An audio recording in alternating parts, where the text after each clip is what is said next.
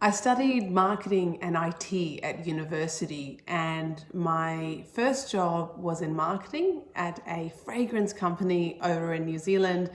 And it was around the time where celebrity fragrances were really starting to get a lot of traction.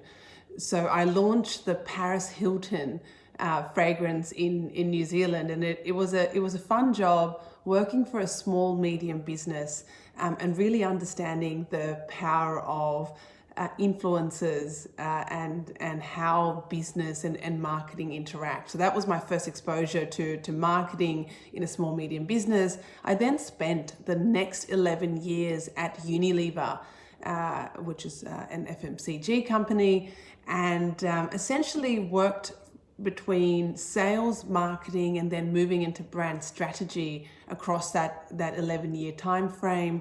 I started off in New Zealand, moved to Sydney, and then did a global role over in London, working across a number of different categories and consumer needs. So everything from deodorants to skincare, ice cream, home care. It was an interesting learning curve, but what stayed consistent over the course of the 11 years was the focus on customer and customer needs.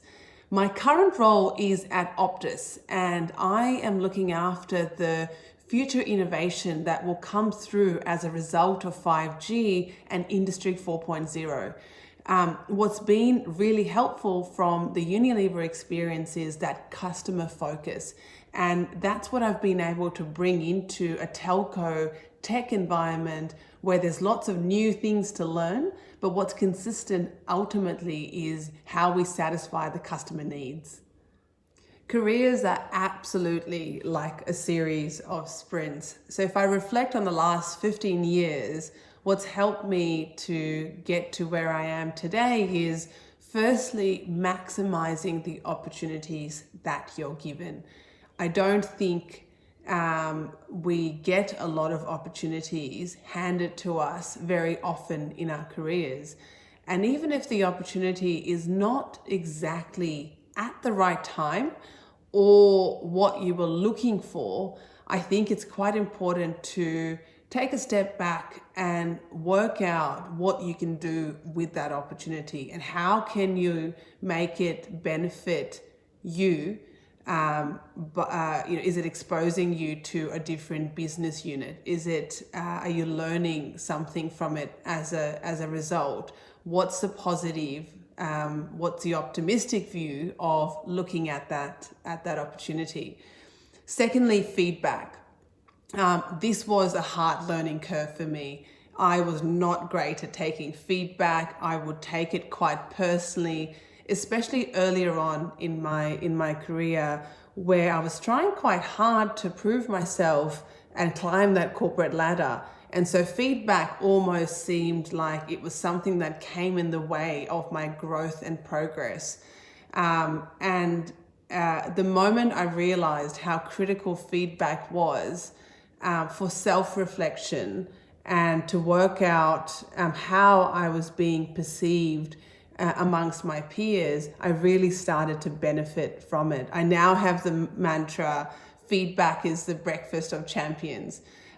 When you get feedback, you decide what you want to do with it. Some feedback delivered well will ring true, will help you change course, and sometimes even transform your journey and where you were heading.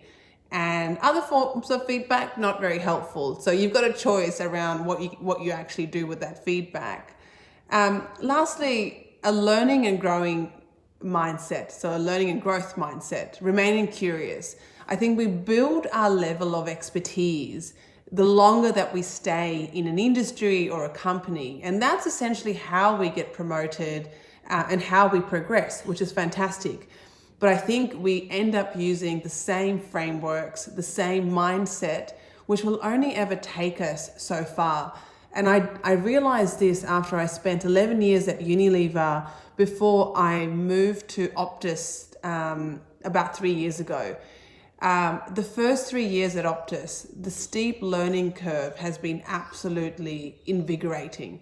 I've been able to take learnings about customer business acumen from Unilever across to Optus, but learned a lot more about 5G, Industry 4.0, and how our lives are really going to transform with technology. The best career advice that I have received is all around people. How you make people feel, how you lead people, how you build your teams is far more important than anything else in a business environment.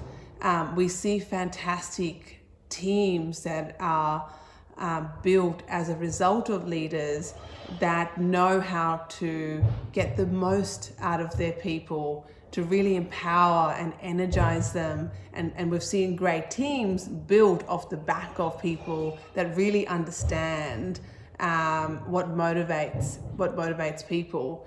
But also thinking about your relationship with stakeholders and peers in helping you navigate the complexities of the uncertain world and business that we all operate in. And those relationships count for a lot more than you could ever imagine. So people and putting people at the heart of everything that you do.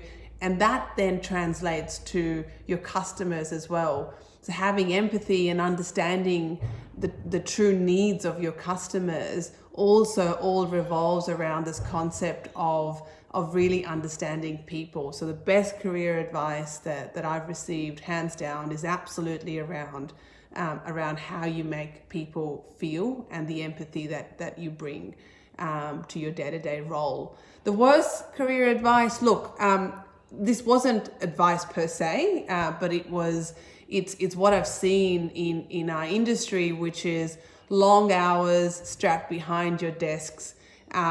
It's not the best way to progress your career. You need work-life balance, and you need to thrive as a result of that work-life balance. So look for that work-life balance and don't get stuck behind your desks. What I wish I knew when I started my career was the fact that I am going to be working for a very long time. 40, 50, 60 years if we end up living to 100. And that the journey is there for us to enjoy. I think when you just start off in your career, the focus becomes on very short-term goals, and it's so difficult to see your career or even your life in the next 10 to 20 years. And I think as a result, there's a sense of urgency initially to climb the corporate ladder, to get the next promotion, and we have an impatience around how fast we want to progress. So what I wish I knew, and I almost think I knew this, or mentors and coaches certainly might have shared this perspective with me, but I didn't listen, is that your career journeys are long, and how you learn in each and every role, the number of jobs that you'll end up doing across different industries, meeting different people. It's a journey, and it's something that you can absolutely enjoy. And for some people, I think finding your purpose as you're going on that journey is something that doesn't just happen. You don't just sit down and write down what your purpose will be and how your job will fulfill that. So I wish someone had told me it's going to be a long journey. You'll figure out your purpose along the way. You'll figure out what truly inspires and excites you along the way, but enjoy what you are experiencing currently, and keep going with that mindset. The biggest mistake that I've made, and made a number of times, reflected on the mistake and made it again, is around not asking for help.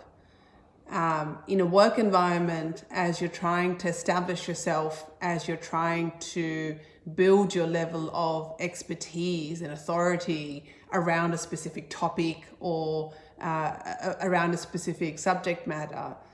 Not asking for help has absolutely hindered my learning and growth along my journey. And it's only in the last 5 or 6 years that I've truly realized the power of collaboration and the power of vulnerability when you ask for help. I think we bring our best selves to work, but perhaps not the most honest, open selves to work. We have a persona that we walk into work with, a way that we think our peers, our colleagues, our managers want to see us. And as a result, it impacts our learning. It impacts actually opening our mind to the fact that we don't know everything, and the fact that asking for help is not a sign of weakness. It's a sign of learning and growth. And so the reminder that I give myself constantly and pass on to anyone that I meet in a business environment is put your hand up when you need help. Put your hand up when you need support. We will only get through this as a team and as a way to collaborate. You have to ask for help. The key to success. Look, I have always loved what I do, and I say to most people that 99% of the mornings I'm excited about the challenge that is in front of me. And on one hand, I think I've been lucky with finding roles that have been able to excite me and give me a sense of purpose each day, and a feeling of accomplishment at the end of the day that I've been able to impact and make a difference. And the other aspect, I guess, is that I've tried to maximize every opportunity that presented itself to me. Sometimes the opportunities weren't at the right time or the opportunities that I was looking for, but I quickly realized that opportunities don't come by very often. And what we do with those opportunities can sometimes be quite transformative, but it all comes down to your mindset and how you deal with what's been presented to you.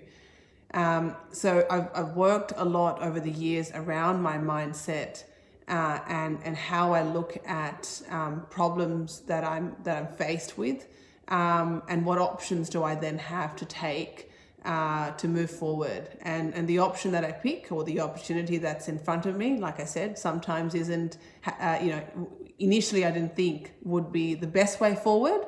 But in majority of the times, it's been more what I've done with the opportunity versus what the opportunity was designed to do. So, growth mindset, learning mindset, maximizing opportunities. So at the end of the day, you're excited each morning to wake up and tackle the day and feel fulfilled with what you're doing and the contribution that you're making.